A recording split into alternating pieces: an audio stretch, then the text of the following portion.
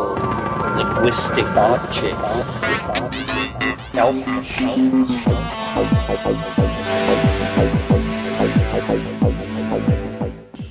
Greetings from Cyberdelic Space. This is Lorenzo, and I'm your host here in the Psychedelic Salon. And here we are on the 3rd of June, 2009, which happens to be a significant day for me, and I'll tell you about that in just a minute. But first I want to thank Homayan K, and I hope I'm pronouncing your name at least halfway right, Homayan. But in any event, I want to thank you for your kind donation to help offset some of the expenses associated with these podcasts. It was very nice of you to send that donation in, and I appreciate it.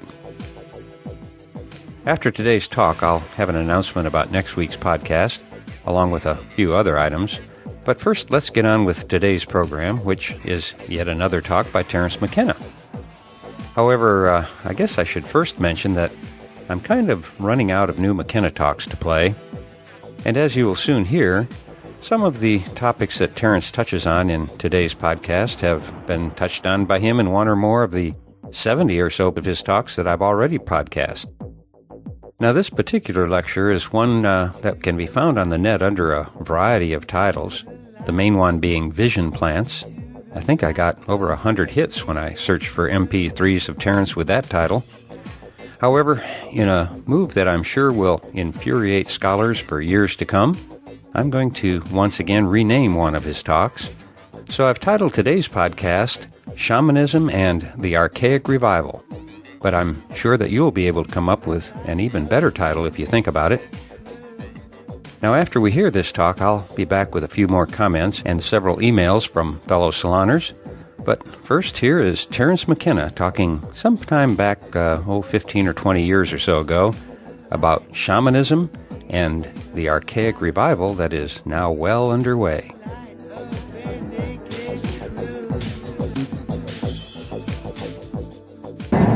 Basically, for myself, my involvement with shamanism has been a deepening meditation over now about 20 years.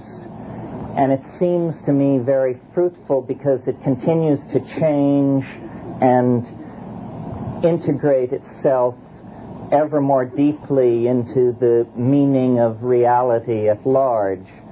So that for me, shamanism has become a kind of overarching metaphor for not only personal being in the world, but the historical adventure, the being of the species in the world.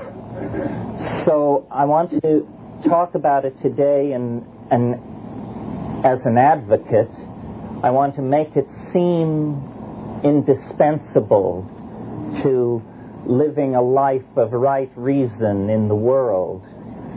I want to show that without shamanism, the notion of humanism itself is in a kind of jeopardy.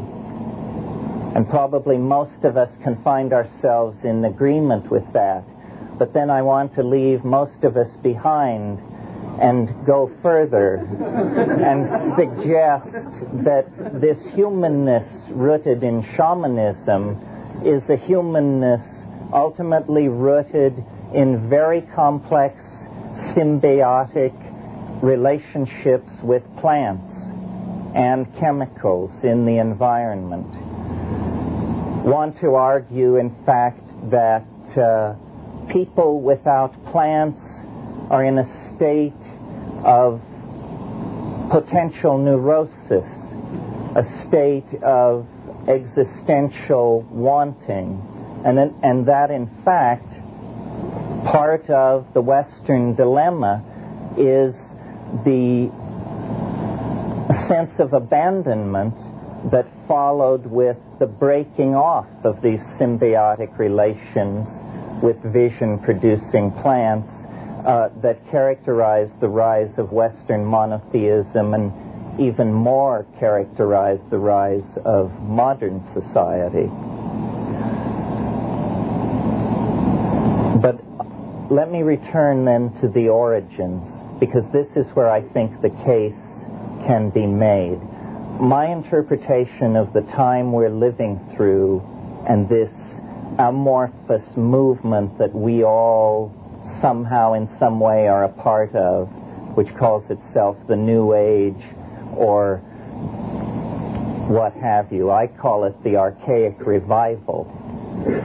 And the reason I call it the Archaic Revival is rooted in my conviction that it is, in fact, a revivifying of the models and energy forms of archaism. And shamanism, then, is suddenly centrally highlighted. Shamanism was the profession ne plus ultra of the Upper Neolithic era. And what was this profession precisely about? Well, it was about exploring the envelope of cognition, pushing against the linguistic membrane of what it was possible to say, symbolize, conceive, and communicate. Now, why should one species, out of all those competing on the earth, attain somehow a kind of mega-adaptive ability that causes a kind of compression of biological time into the phenomenon that we call history? Is it simply, as our theologians have always been forced to conceive, that divine agency entered into the mechanism of the world and somehow set a spark in motion that kindled and grew into humanity? Or is it, as the 19th century explored so exhaustively, the possibility that incremental change can eventually initiate and insinuate into a situation new states of higher order, including even possibly the state of higher order that we call self-reflecting consciousness? That somehow this is no more than a gradual refinement out of previous states of nature. Well, what I want to suggest is that it is a bit of both of these points of view, the divine intervention and the evolutionary. I think what evolutionary biologists have missed in looking at the emergence of human beings out of the primate phylogeny is, generally speaking, the mutagenic influence of foods. The fact that a fruit-eating arboreal primate, because of a situation of spreading dryness in the environment, evolved into a pack-hunting creature of the grasslands with an omnivorous diet. And omnivores, by their very nature, expose themselves to a very large number of mutagenic influences. I'm speaking now chemically. Mutagenic influences that interfere with correct copying of protein, interfere with spacing of children, lactation, interfere with mentation, psychoactive compounds in the food chain.